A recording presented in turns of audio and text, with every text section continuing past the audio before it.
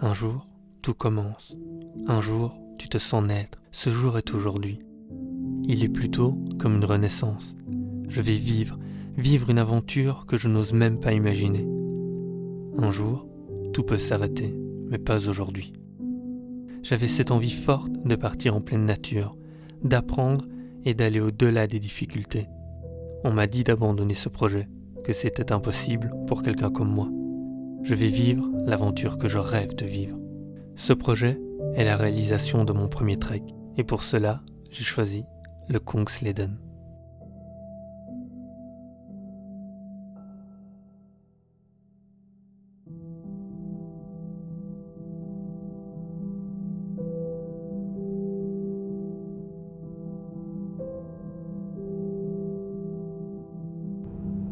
« 19 août 2019. Je l'attendais depuis des mois et ce voyage débute enfin. Je pars de Bruxelles pour un trajet de 34 heures en bus vers Stockholm, suivi de 14 heures vers Emavan, là où tout commencera.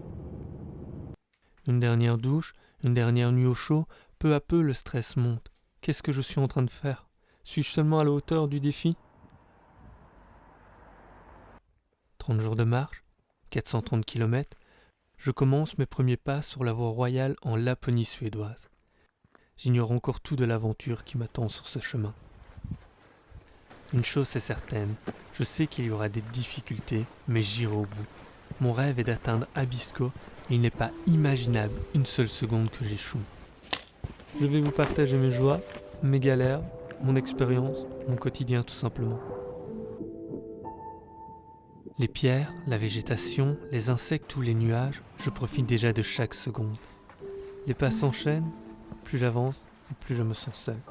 Je cherchais quelque chose avec un sol quand même plat, si possible un peu à l'abri du vent, mais bon. Et avec une magnifique vue de chaque côté. Il n'y a plus qu'à tester et j'apprendrai la leçon pour la nuit prochaine. Avant de venir ici, je n'ai jamais fait de bivouac. Cette tente, elle est nouvelle. Je l'ai achetée avant mon départ et je ne l'ai montée qu'à 2 reprises pour tenter de la maîtriser quelque peu. Pas de quoi être un expert. Je ne souhaite pas marcher beaucoup les premiers jours. Je préfère prendre un peu de temps pour me reposer et pour apprendre à gérer ma nouvelle vie en tente. Je n'ai pas peur de dire que je suis encore un amateur, un apprenti de la nature, mais que je vais apprendre un peu plus chaque jour à me débrouiller ici.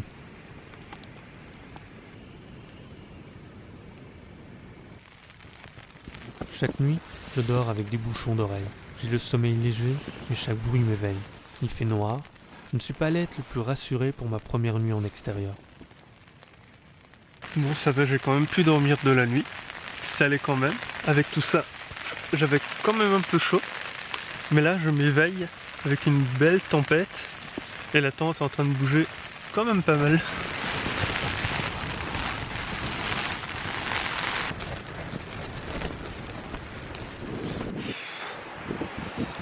Bon bah c'est parti pour la première journée de rando sous la pluie et ma seconde journée de randonnée.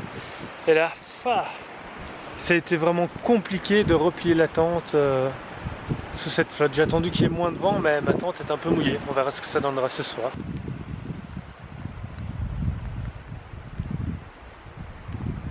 Waouh! Là aujourd'hui, ça commence vraiment. Le Kungsleden me montre ce qu'il y a de pire.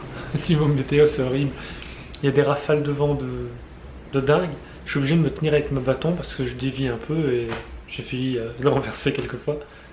Et là, il y a un petit abri où il est possible de se poser quelques temps, quelques minutes, histoire de se reposer.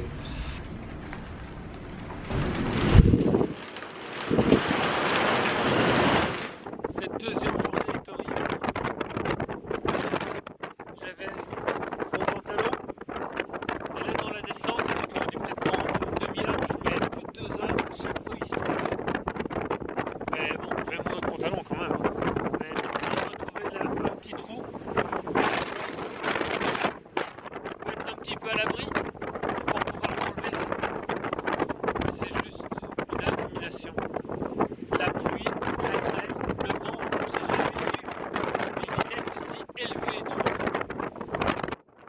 J'aperçois enfin le refuge au loin et je me questionne. Vais-je y dormir ce soir? Le vent est bien plus fort que la nuit dernière et ce matin. Je ne veux pas prendre de risque de déjà briser ma tente et surtout, je veux pouvoir sécher mes vêtements. La responsable du refuge me dit qu'ils n'ont jamais eu ce genre de tempête avant le mois d'octobre. Nous ne sommes que fin août. C'est bien ma chance. Le soir, c'est éclairé par la lumière de la bougie que j'écris quelques mots dans mon cahier. Ce cahier qui me permet aujourd'hui de vous raconter mon aventure via ce film et via un livre. Je suis seul dans la pièce commune et je profite de cette chaleur avant de retrouver le sentier demain matin. Je commence fort cette troisième journée. Je veux démarrer un peu plus tôt que les 2 autres jours, histoire de pouvoir faire un peu plus de kilomètres parce qu'il faut quand même que j'avance. Je quitte le refuge, je trouve un chemin, je pense que c'est le bon, donc j'avance. Et à un moment, je me dis, je suis pas sûr vraiment d'être sur le bon chemin. Donc je fais demi-tour et j'étais sur le bon. Je m'en veux d'avoir perdu du temps pour ça. J'aurais fait 30 pas de plus, j'aurais vu que j'étais sur le bon chemin. C'est la vie. Ah, et au moins aujourd'hui, il n'y a pas de vent comme hier. Il y a juste une fine pluie, mais cette fine pluie comparée à ce que j'ai connu hier, j'adore.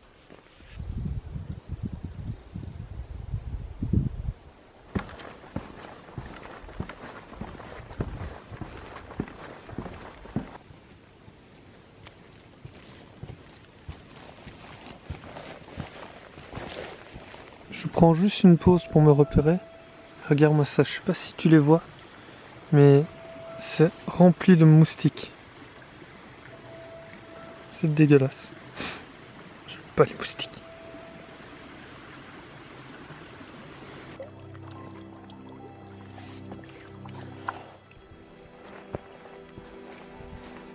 Comme j'avais dû la replier en vitesse, tout s'est emmêlé. Donc allez, session démêlage. Plus je regarde, plus j'ai de choses humides. J'ai même mon sac de couchage qui est un peu humide là. Ça c'est un peu emmerdant.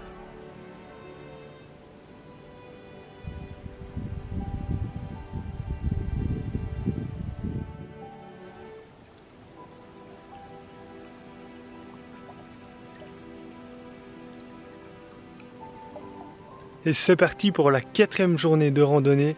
Et cette journée, elle va être sous le soleil. Ça, j'aime bien. Ça, j'ai vraiment l'impression d'être seul au monde. C'est juste magnifique.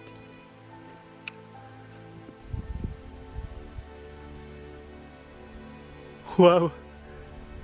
Je viens de voir mon premier renne. Il était juste là, il m'avait arrivé et il a décompé. Regarde, il y a même ses empreintes là. Il était sur le chemin. Il est là, non loin de moi, mon premier renne.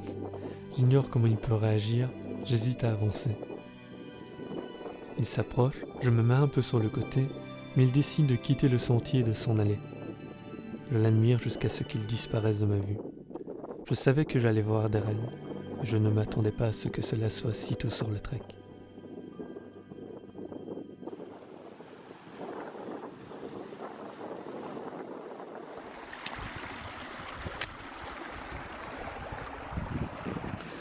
Voilà mon petit coin pour le soir. Mais faut que je t'explique quelque chose. Quand tu crois que tout est terminé, la journée se finit, tout va bien, eh ben non. Je me suis rendu compte que j'avais perdu mon téléphone, mon seul moyen de communication avec l'extérieur. Et donc j'ai refait une partie du chemin en sens inverse. J'ai fini par le retrouver pile au bord d'un cours d'eau. Ça s'est joué vraiment à rien. Je dis pas l'état de stress dans lequel j'étais. Et ensuite je traverse cette petite rivière. Je suis tombé dans l'eau. Enfin j'ai réussi à me rattraper. Mon pantalon et mes chaussures sont trempés. Mais le sac ça va. J'en profite pour faire sécher un peu de linge, comme le soleil est là. Parce que bon, de la nuit, en fait, ça sèche pas vraiment. Regarde ça, tous les moustiques autour de mes chaussures. Il y en a bien une trentaine.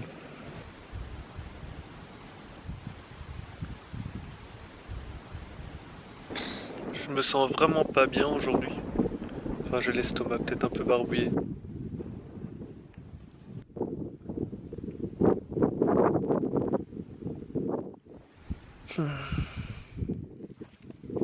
J'avais l'appréhension de partir sur ce trek, J'étais intrigué, le Kungsleden m'attirait. L'envie de me détacher du quotidien et de consacrer du temps à mon introspection, à réfléchir au calme tout simplement. Prendre le temps, prendre du temps pour soi.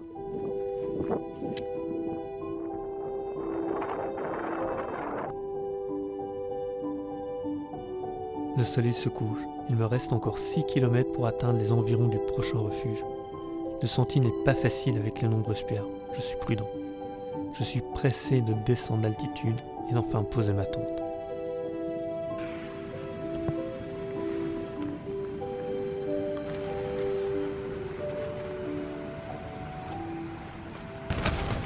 Bon bah je crois que la nuit va être pas mal agitée. En avant pour le 6e jour de rando. Et c'était comme ça toute la nuit.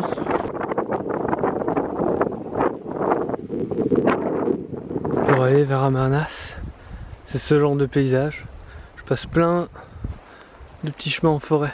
C'est plutôt cool. Même si avec les racines, les roches, ça glisse. Il y a peu de temps, j'étais ici. J'avais 2 chemins, je sais pas trop lequel prendre. Et là, je vois ce nom-là. Et c'est un des refuges que je dois atteindre. Je me dis 2 km, bon, je vais aller par là. Après 1,5 km, je consulte ma carte. J'étais plus sur le Kungsleden. Et comme j'ai passé un contrat avec moi-même de faire l'entièreté du Kungsleden, je m'en voulais, alors j'ai fait demi-tour. 6-7 km au moins aujourd'hui de détour à force de me tromper. Eh oui, car c'était la seconde fois que je me trompais de chemins aujourd'hui. Je pense qu'il faut que j'apprenne quand même à regarder un peu plus souvent ma carte. Ça m'évitera à l'avenir ce genre de problème. Donc tout à l'heure, j'étais là-bas en dessous. Ce matin, j'étais là. Regarde, encore tout ce qui a monté. Pour une fois, j'ai enfin passé une vraie nuit. D'au moins 7 ou 8 heures. Ça change.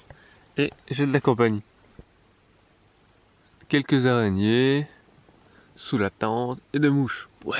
Bon, aujourd'hui, pour être sûr, je contrôle vraiment ma carte.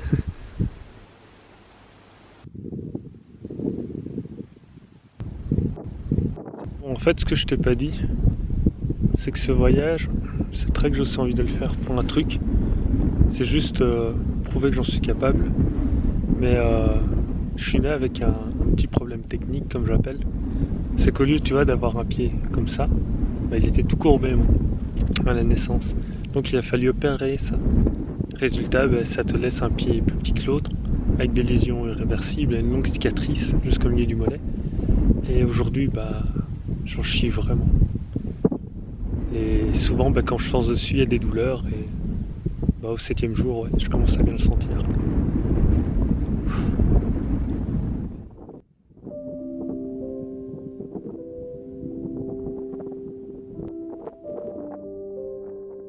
Les heures passent, le moral revient. La joie d'être en pleine nature est intense. Les moments que je vis sont les instants que j'espérais vivre un jour dans ma vie.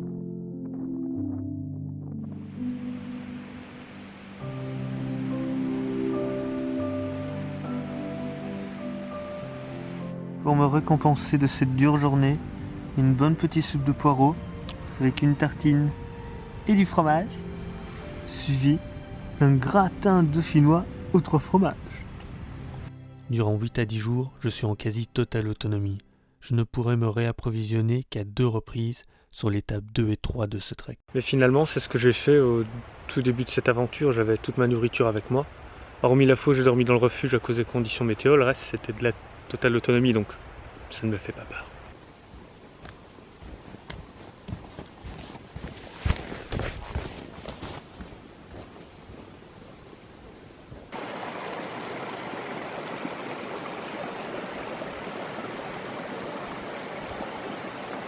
Autour de moi, il n'y a personne. Je croise bien 1 ou 2 êtres humains sur la journée, mais sans plus.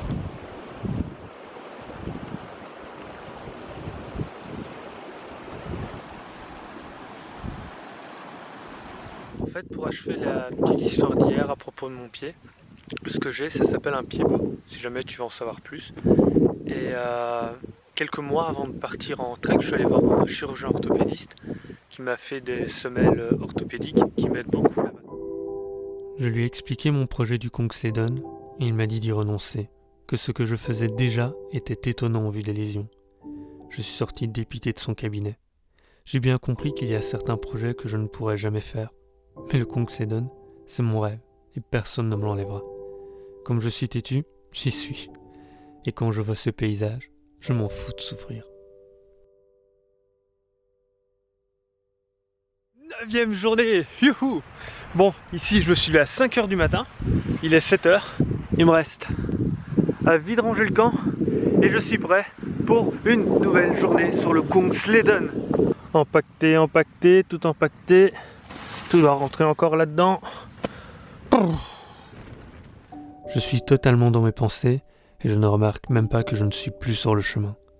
Il n'y a plus qu'à couper à travers champs et à le retrouver. Les traces du passage des animaux, la lumière qui se glisse sur les montagnes en perçant les nuages, le vent qui souffle sur la végétation, tout est sujet à une pause.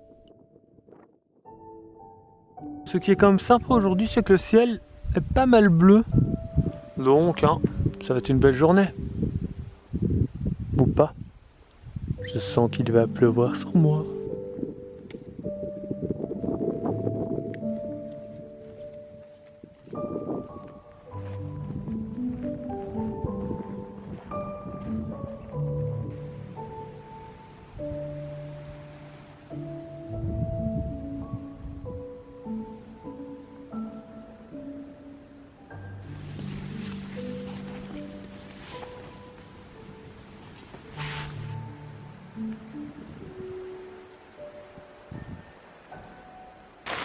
Je me suis encore abrité à temps.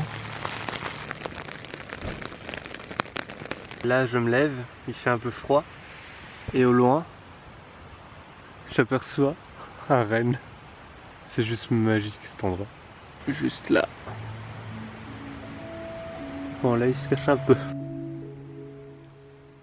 Ah, ce n'est pas un renne mais un élan.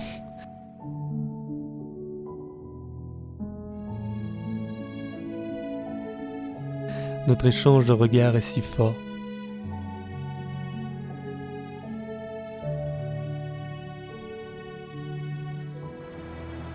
Cette rencontre est celle que je n'oublierai jamais.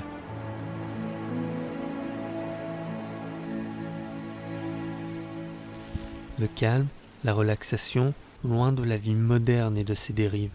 La nature est reine, je la respecte pour tout ce qu'elle m'offre.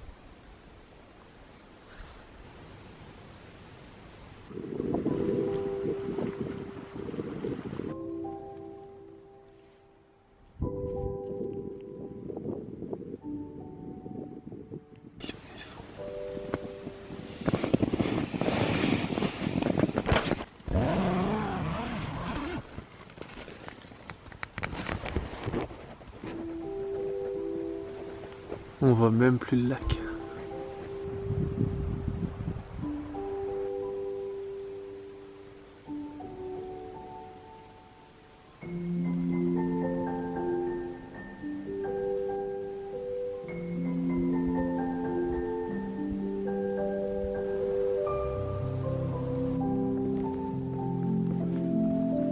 Bon, eh bien, c'est parti pour le jour 12 après une bonne petite nuit dans un lit. Et une bonne douche, ça fait du bien pour autant de jours de randonnée. Un petit réapprovisionnement. Et c'est reparti sur le Kungsleden. En avant vers Kukiok, il y a juste un truc comme 89 km.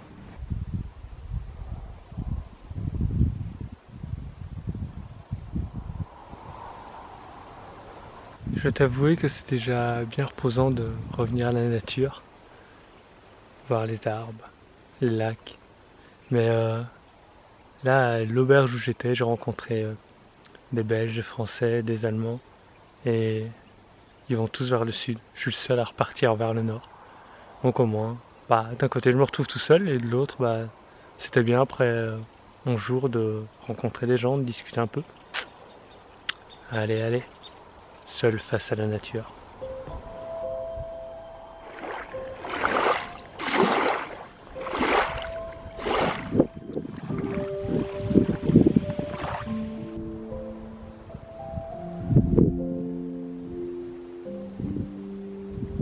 Je suis en fait au moment que j'appréhende le plus de tout le Kungsleden.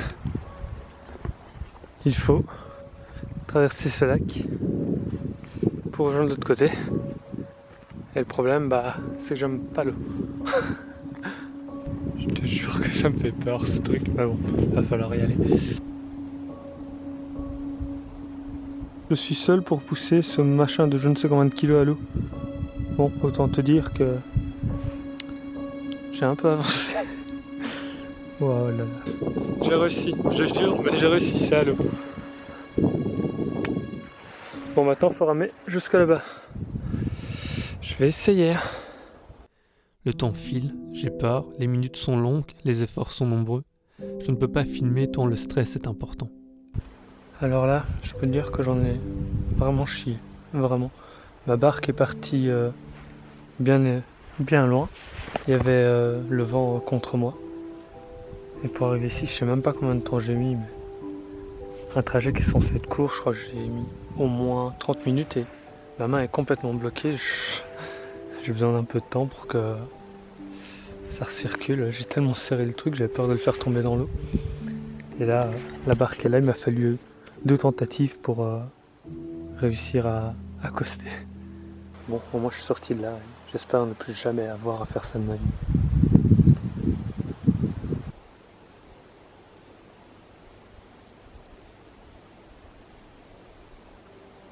Je me sens observé et je réalise que c'est bel et bien le cas. Il est là, à me regarder, à jouer avec moi. Il me fait rire.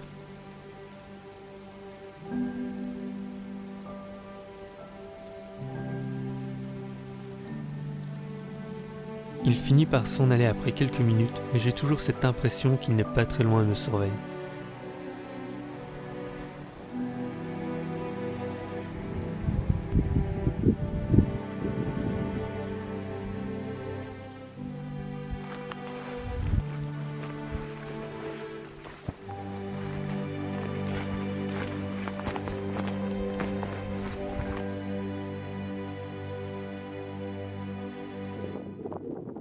Ne pas savoir où je poserai mon camp chaque soir me plaît de plus en plus. J'ignore l'endroit, j'ignore l'heure, et je me laisse guider sur le Kungsleden. Tu vois, il faut traverser ce lac. C'est pour ça donc il y a le bateau. Je viens d'appeler les gens. Heureusement j'ai pris une photo d'un numéro à l'auberge où j'étais avant. Et il n'y a qu'un bateau par jour à 6h du soir. Donc là il est 20h. Je dois attendre là pendant 22h. Donc je perds une journée de marche. Déjà que je suis peut-être un peu limite pour arriver à temps. Ça m'énerve. Bon et bien c'est parti pour une journée de patience sous la pluie. Je me fais mon petit repas. Et il va pleuvoir absolument toute la journée. Donc j'ai juste à attendre 18h pour prendre le bateau, passer de l'autre côté.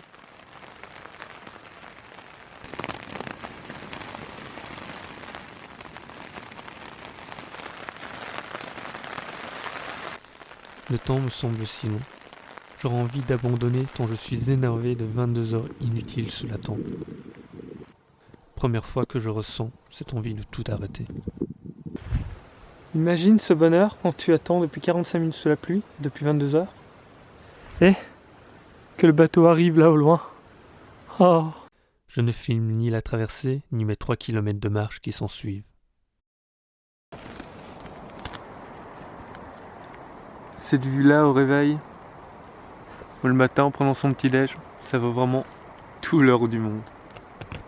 Je ne pourrais pas être plus heureux. Voilà une manière de tenter de faire sécher quelques trucs, même s'il ne fait toujours que 4-5 degrés. Mes gants sont tellement humides, je peux pas les mettre, j'ai bien froid aux mains. Ça, c'est le genre de sentier que j'ai souvent, rempli d'eau, de boue. C'est ça qu'il faut traverser, donc avec les bâtons ça aide bien. Et là, je dois traverser un pont, mais il y a un petit problème. Je crois qu'il est pété. Bon, c'était vraiment casse-gueule. J'ai aucun équilibre sur la jambe droite, alors tenir sur ce bâton, l'horreur totale. Et il n'y avait aucun autre passage possible. Non mais. On vient pas sur un sentier pareil pour se polluer et pour polluer le monde qui nous entoure. Je reprends mes bons gestes, je ramasse cette merde.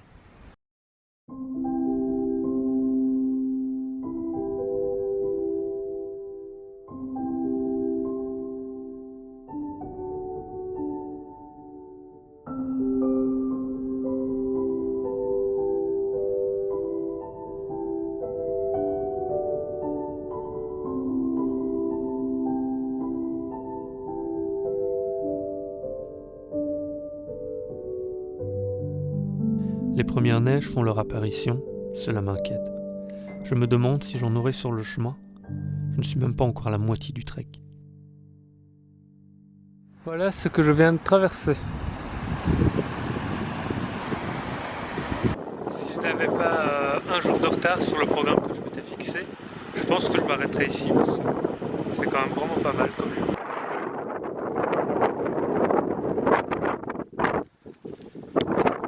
Putain, je viens de voir que ma tente est tombée. Bordel! Vous vous souvenez de cette couleur rouge dépassant du sac à dos? Et de ce moment-là? Regardez bien le sac. Finalement, ma tante avait déjà disparu à cet endroit. Là, je suis vraiment sur le point de décéder. Je viens de mettre 40 minutes à faire tout le trajet dans le sens inverse. Elle est enfin là. Le vent souffle si fort qu'il est impossible d'entendre ce que je dis. Je sais que je suis énervé, que je songe à la perte de mon téléphone en début de trek. Cette nuit, il va faire 0 degré et le soleil va bientôt se coucher. J'ai marché si longtemps pour la retrouver, avec la crainte qu'elle ne soit tombée dans l'une des rivières que j'ai dû traverser. Elle est enfin là. Je n'ai plus qu'à refaire ce chemin pour la 3e fois, pour revenir au même point et continuer ma route à la recherche d'un spot de bivouac. Il est 21h. C'est déjà pas mal noir. Et j'ai toujours pas trouvé de camp. Mais au moins, je t'assure que je vérifie 50 fois, j'ai bien ma tente. Il y a des jours comme ça où tu sais que tu aurais mieux fait de pas sortir de ta tente. Quelle journée horrible. Il m'arrive que des merdes. Et bon, au moins j'ai quand même marché 24-25 km aujourd'hui. Une grosse journée. Donc j'avance, je rattrape mon retard, malgré tout. Et pour me récompenser, j'ai un joli ciel étoilé là, mais on verra rien à la caméra, mais c'est super beau.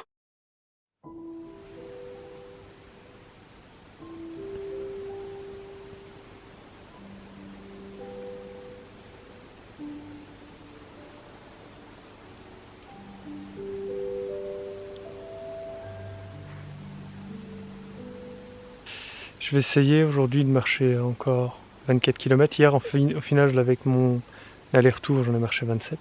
Donc je sens bien mon pied droit. Et je vais voir si j'arrive à faire 24 aujourd'hui.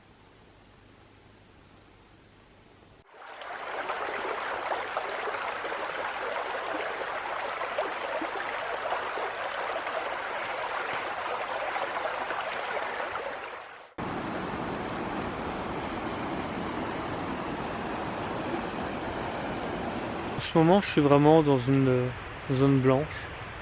Ça fait bizarre de ne pas détecter de réseau parce que depuis le début, j'en détectais très régulièrement. Oh là là là là, là on sent le repas de qualité. Ça va être vraiment succulent.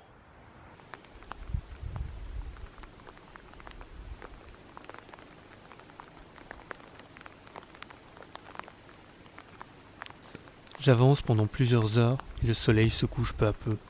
Cette journée est longue et fatigante. Tu laisses juste ta tente un peu ouverte pour préparer à manger. Il y a plein de choses qui rentrent. Pour une fois, il ne pleut pas le matin. Donc j'en profite pour essayer de sécher un peu ces vêtements bien humides parce que ça sent un peu le chien mouillé dans la tente.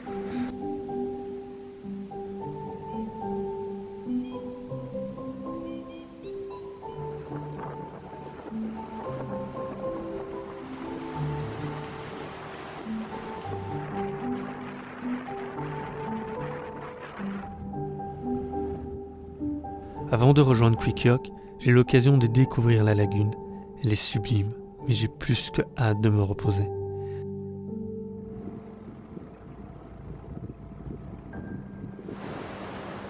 Dernier petit tour avant de rejoindre mon lit tant attendu.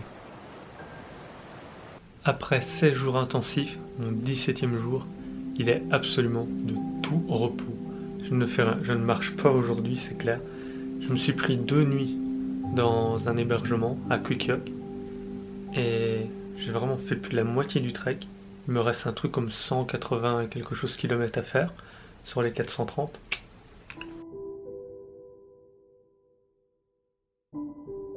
Un burger végétarien, un peu de lecture, une belle vue par la fenêtre. Je fais le repérage de la suite du sentier dont la recherche est coordonnée pour les traversées des prochains lacs. Je ne souhaite plus devoir attendre 22 heures dans une tente. Juste du bon repos. Je me réconforte, je reprends des forces. Je décide finalement de prendre une nuit de plus et donc une journée complète de repos supplémentaire avant de reprendre ma route vers Salto Luokta. Je vais mettre entre 10 à 12 jours pour arriver à Bisco et terminer ce trek. J'ai récupéré quelques affaires ici, un peu de nourriture lyophilisée pour le reste du trajet. C'est reparti pour un sac de 21 kg. D'ici quelques jours, ça va aller mieux. Faut quand même que je te dise que sur les 21 kg, il y a quand même l'eau et d'autres provisions. Sans tout ça, sans toute la nourriture et l'eau, je dois être à 15 kg. C'est quand même déjà un peu plus raisonnable.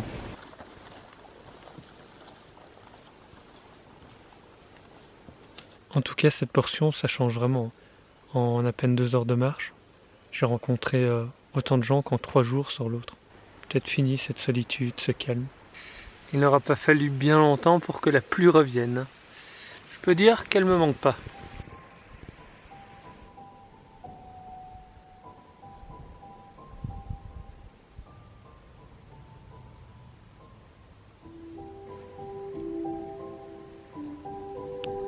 Je pense que j'ai trouvé peut-être le meilleur spot depuis le début de ce voyage où je pourrais camper.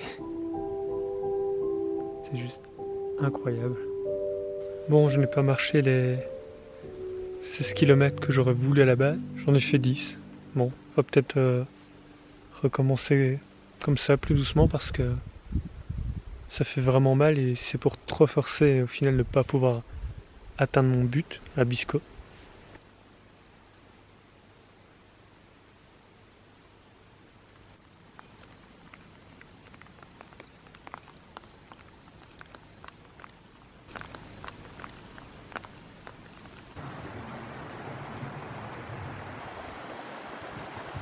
Je n'en peux plus. Je pose déjà ma tente alors que je n'ai marché que 8 km. 18 en 2 jours. Cela me déprime mais mon pied me fait bien trop souffrir.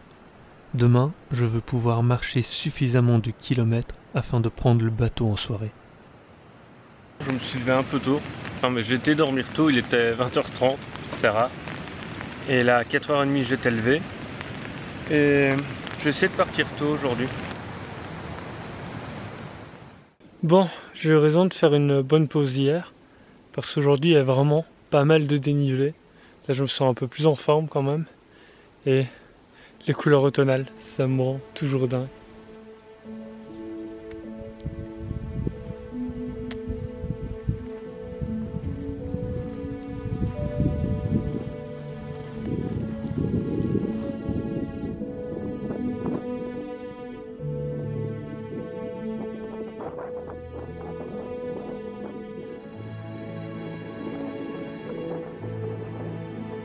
Tu vois ce que je vois?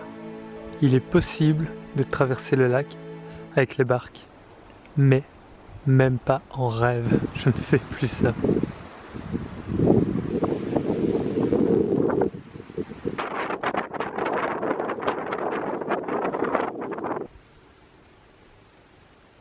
Bien le bonsoir, il est 20h et il fait déjà 0 degré. Je vais avoir froid cette nuit.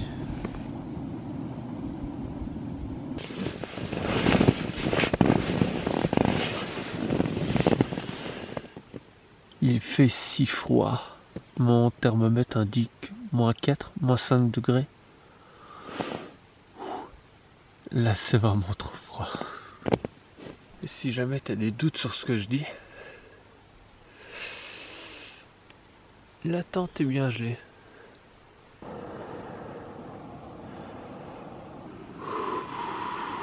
En plus, hier, pour couronner le tout, je me suis brûlé. En prenant ma tasse qui était trop chaude, je n'avais jamais eu ça. Il est 7h30 et le soleil commence enfin à se montrer. Ah, ça va réchauffer un peu, puis dégeler un peu la tente.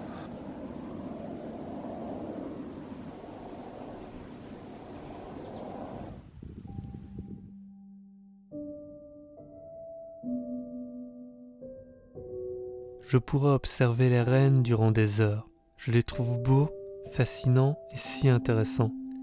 Lorsque tu respectes la nature, elle peut véritablement t'offrir de beaux moments.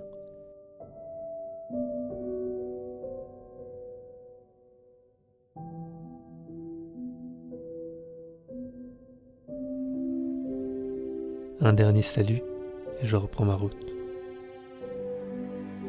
C'était juste dingue, ce moment-là, il était vraiment que pour moi, il n'y avait personne d'autre à l'horizon. J'étais en train de préparer tous mes affaires pour manger, ça allait quasi être prêt, et là il y a le bateau qui arrive. 1 heure avant, avec quelqu'un d'autre. Je me suis grouillé à manger en 5 minutes pour faire la traversée, j'ai au moins gagné 1 heure. Et maintenant, il faut que je me trouve de l'eau, un bon spot pour camper, et surtout me préparer une nuit encore bien froide. Bon, je vais m'arrêter ici, c'est pas le meilleur lieu. J'espère que je pourrai facilement la replier demain, qu'il n'y aura pas de pluie à ce moment-là ou quoi.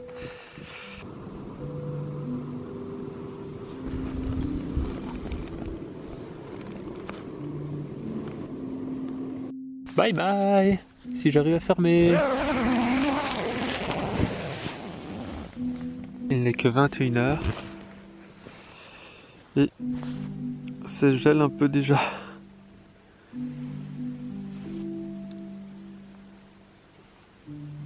Bonjour, bonjour.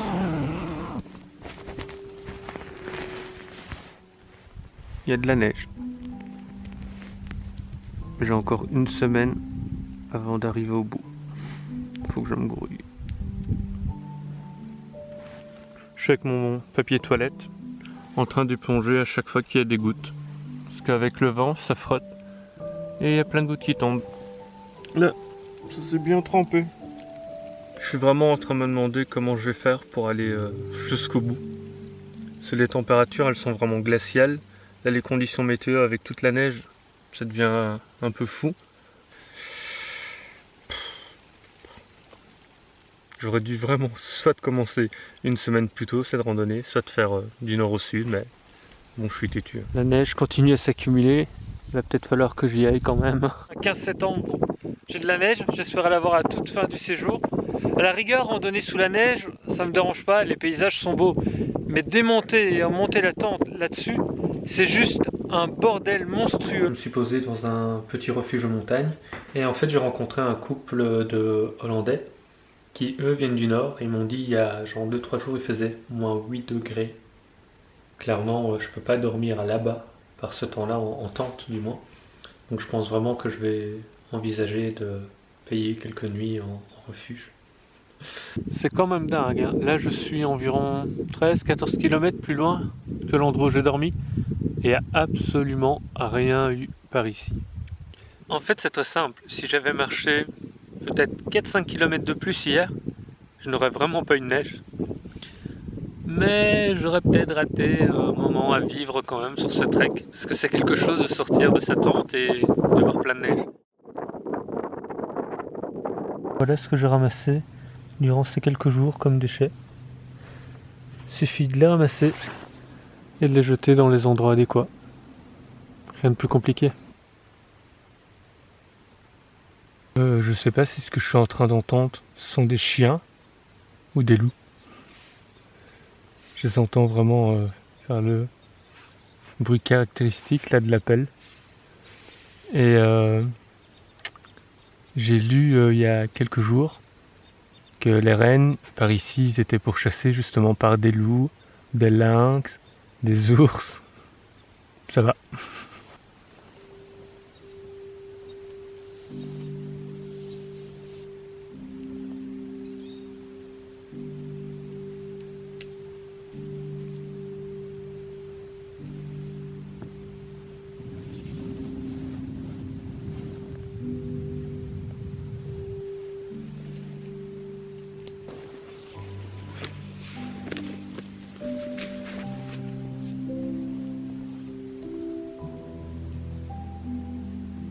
Après avoir rangé la tente, je marche jusqu'au bateau qui m'emmènera de l'autre côté du lac. J'attends le bus pendant 4 heures. Pour aller de là, faire tout le trajet jusque là-bas, et puis je serai de nouveau sur le Kungsleden. Cette journée me semble longue et inutile. Après tout, cela me fait une journée de repos forcé, et ce n'est sans doute pas plus mal. Il y a vraiment qu'ici que tu peux voir ça. Un renne, là-bas, qui arrive tranquillement sur la route. C'est un peu embêtant de perdre une journée comme ça. Mais bon, c'est comme ça. Je vais regarder le renne.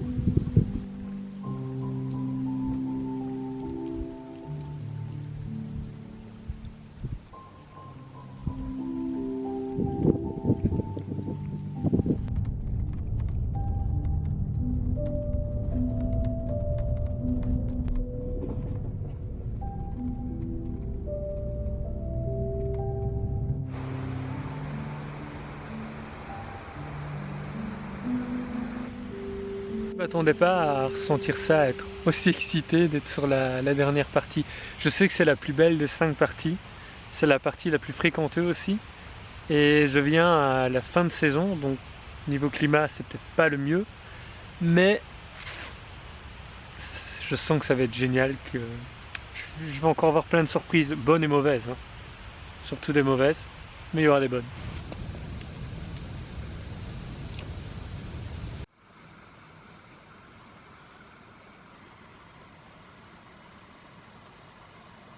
Allez là-bas et lever le drapeau blanc pour signaler que je souhaite prendre le bateau payant à l'heure indiquée. Plus que 100 km pour arriver à Bisco. J'ai oublié de prendre en compte un point important avant de m'engager sur cette partie en hauteur après le refuge, celui du coucher de soleil.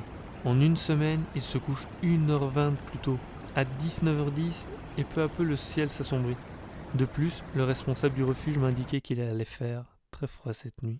Ma grande bonbonne depuis le début est terminée, alors que c'est la dernière utilisation que j'avais à en faire maintenant. Heureusement, j'ai cette petite de rechange que j'avais achetée quand je devais être en totale autonomie. Bon, eh bien, on dit un peu au revoir à la tente.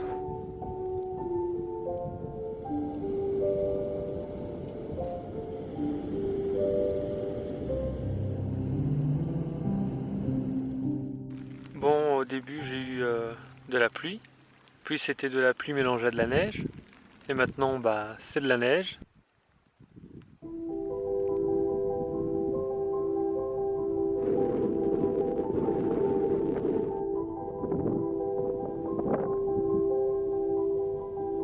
Waouh, je me suis pris de la grêle en plein dans le visage. C'était juste horrible. Là, il me reste 1,5 km et tous les sommets autour sont vraiment enneigés.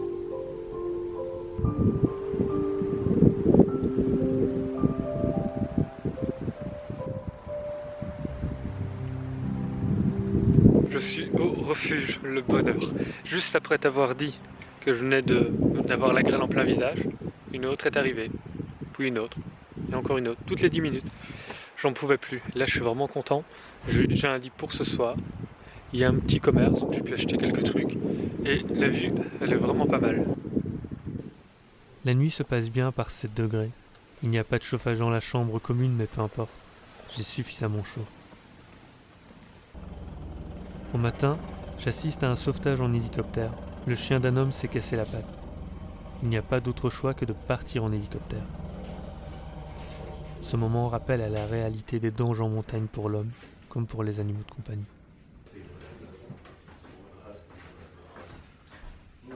Regarde donc ce matin à quel point tout est gelé. Et je dois aller à 1150 mètres d'altitude. Ici, je suis à 900 mètres.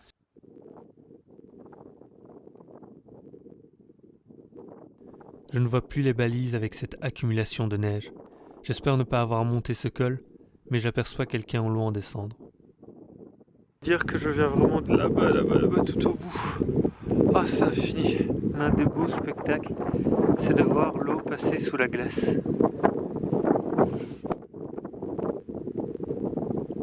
Ça grimpe tellement, on voit plus rien là-bas où j'étais. Il y a plein de neige qui tombe. Il y a des endroits, il y a même 50-80 cm de neige. Et à chaque fois que j'espère arriver au bout, il y a encore une grosse colline. Ah, je vais même glisser. Et voilà, je suis arrivé au point le plus haut du Kungsleden à 1150 mètres. Non, sans en chier un bon coup. Cela devient trop difficile pour moi. Le col m'est épuisé, je n'ai plus de force. Je vais réduire l'étape du jour et dormir au refuge à 3-4 km d'où je me trouve. Je prendrai la journée supplémentaire que j'ai en bonus sur cette 5e étape. Je n'atteindrai pas le refuge suivant avant le coucher du soleil. C'est donc plus prudent de s'arrêter à celui-ci pour aujourd'hui. J'en profite pour me reposer et me laver les cheveux à la rivière par 0 degré. L'eau est si froide.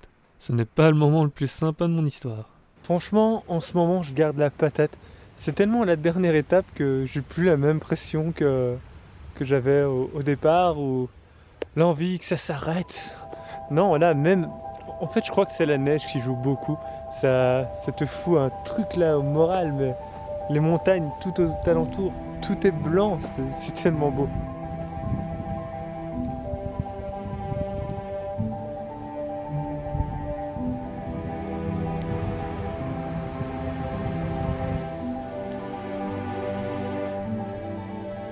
ici, je sais que ce que je vois un jour n'est peut-être pas ce que je verrai le lendemain. D'un jour à l'autre, tout peut changer. Je suis enfin arrivé à l'avant-dernier refuge. Le trek est bientôt terminé et je dois vraiment te montrer un truc sublime, la vue.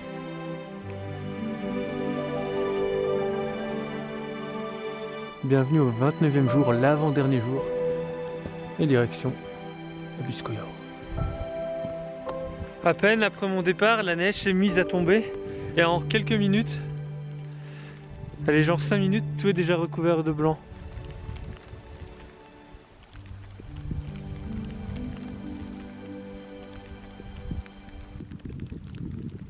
J'en profite vite pour te dire une chose avant de continuer. En fait, là donc j'ai passé 3 nuits en refuge, j'ai passé ma 4e et ce qui est génial c'est qu'on retrouve les mêmes personnes à chaque fois. Et y a des petits liens voilà, qui se créent, chacun part à des heures différentes du refuge, à son propre rythme et au final on se retrouve tous au chaud dans le refuge et on peut discuter et raconter un peu notre journée et tout, et c'est vraiment génial. Ça me donne l'occasion de connaître les moments de totale solitude en tente que j'ai adoré, mais il y a aussi un autre côté comme ça avec cette autant la chaleur du refuge et la chaleur humaine qui est génial. Je crois vraiment que c'est quelque chose que le Kungsleden offre et que c'est bien de pouvoir connaître les deux.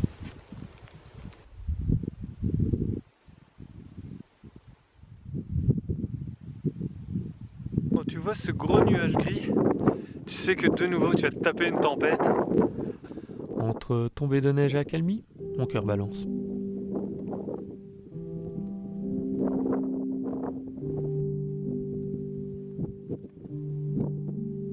Eh oui, ça neige encore, et encore, et encore. Je suis à 20 km de la ligne d'arrivée du Kungsleden.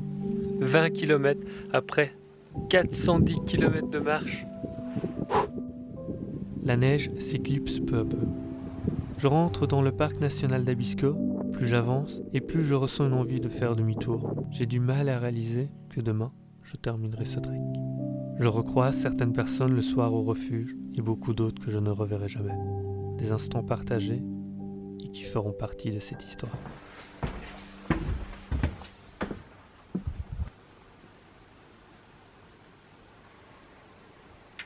Je ne réalise pas. Je ne veux pas réaliser que la fin est proche. Je traîne, vraiment, je traîne et m'arrête pour que ces moments puissent perdurer.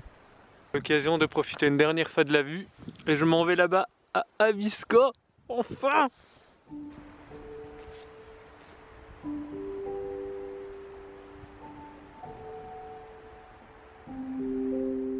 J'ai attendu cette ligne d'arrivée et aujourd'hui, je l'appréhende. Plus j'approche et plus mes yeux deviennent humides. Kungsleden, offre-moi encore du temps. Je rêve d'une douche, mais je voudrais rester là une semaine. Je parviens même à me tromper de chemin. J'arrive sur un parking et je fais donc demi-tour pour me retrouver sur le bon sentier et atteindre la fin.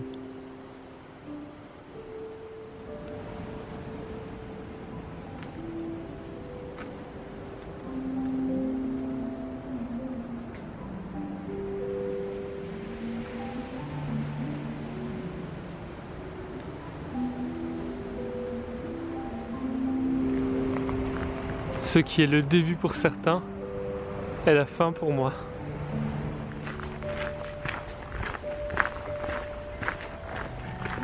Là, c'est un mois de ma vie qui est en train de s'achever. C'est juste un truc de dingue. Complètement dingue.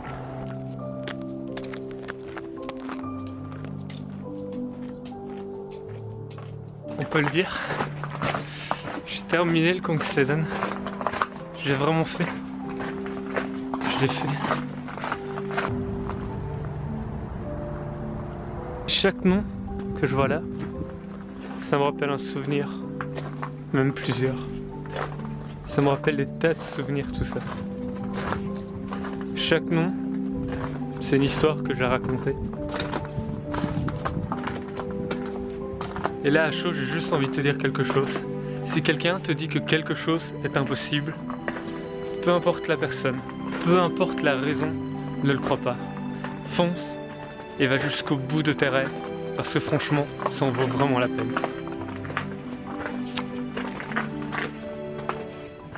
Le soir de mon arrivée, mon rêve s'exauce. Je vois les premières aurores boréales de ma vie et les larmes coulent à nouveau. Ma sensibilité est mise à rude épreuve. Je reprends enfin la route vers la Belgique, en bus, en train, mais plus en marchant. Il n'y a pas eu de plan drone, pas d'image prise par hélicoptère avec un appareil d'exception. Il n'y a peut-être même pas d'image époustouflante en fonction de l'appréciation de chacun. Mais c'était mon histoire. L'histoire d'un gars qui a voulu réaliser son rêve, oublier un instant son problème physique et tenter de s'accepter, de se dépasser et de vivre l'un de ses plus grands souhaits. Aujourd'hui, je peux le dire, j'ai réussi. J'ai réalisé mon premier trek, j'ai vécu en pleine nature, j'ai donné vie à ce projet de façon la plus éco-responsable possible et je n'ai qu'une envie, celle de recommencer. J'espère que vous avez apprécié découvrir et partager mon histoire.